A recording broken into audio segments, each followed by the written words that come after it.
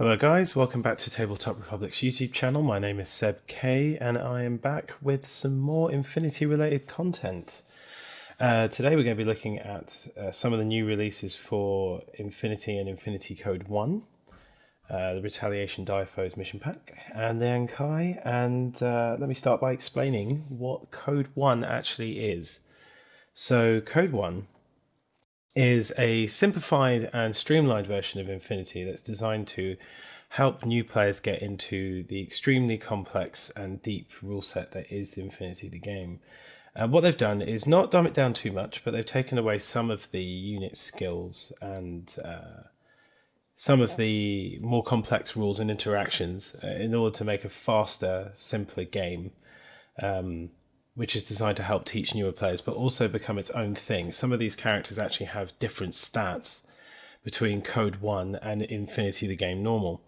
Now, what's available in Code 1 at launch is going to be 4 armies: Panoshinia, Yujing, Combined Army, and O12. So what we're looking at here is what's called a Diafoes pack. Now, these have been released throughout Infinity the game, but this is more of a repackage because they're combining Code 1 with these Diafoes packs. Now, what are they?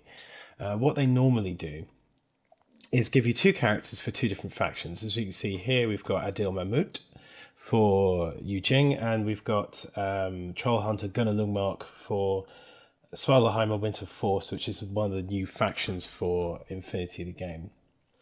And on the left here, we've got Lan Kai as well. He's a Wandering Monk. He's actually available in all 4 of the Code 1 armies. He's what's called a mercenary, a non-allied character. So you'll find him cropping up in lots of different armies, which is really cool because he's actually amazing looking. If you can have a look and see the model here, he actually looks great. Now, I am a massive child, and when I got Lan Kai, I actually opened him up and painted him. So he's not actually in there.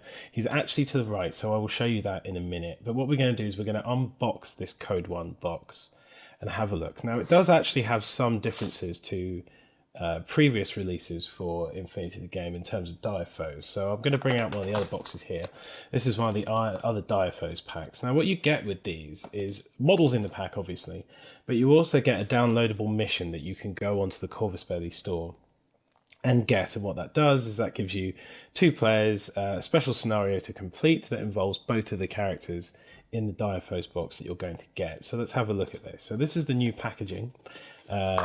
New wording, looks really nice, all the usual stuff on the back, and there you go. Now, in case you didn't know, all Infinity miniatures are in fact made of metal. We're going to try and do this without getting caught. Oh, they're always a bit tight. There we go. So yes, nice new Corvus Belli Infinity box, way better than the old brown ones. And in here we've got the miniatures. So right now you can see the HVT model. The HVT models are used in scenario special rules, so sometimes you have to grab this guy, or sometimes kill him, or it depends on the mission.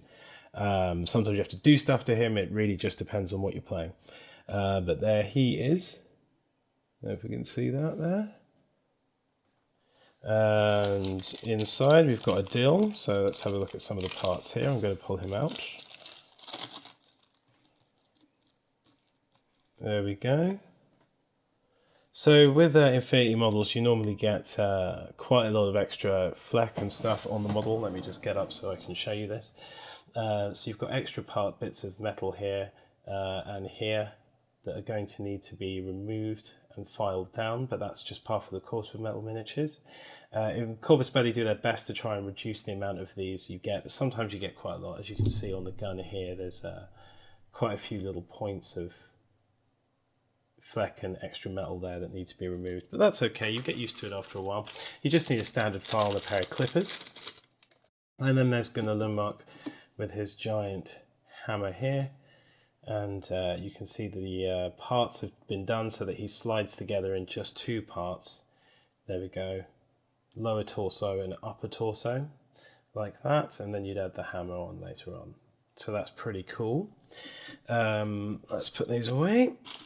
And as I said, I was going to show you what Lan Kai looks like when he's all done and dusted and painted, because I couldn't wait. Because I absolutely love this model. Let me show you the artwork again before we carry on. You see that? Just the pose is exceptional, and I really do think he's something special. So I went ahead and got him painted, and this is what he looks like, all finished.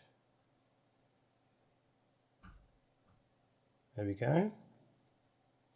Added some snow because a lot of the new missions and the story in Infinity is taking place on a new planet, which is pretty much covered in snow. So I thought I'd theme him around that. I really do wish I'd had better quality footage, but we're going to work on getting a new camera soon. If you want to have a look at better pictures of this guy, I've got it on my Instagram channel. It's Seb.K Miniatures. There we go. I'm going to be painting up the entire set, and I'm going to do a follow-up video with the other two painted from this Diaphos box.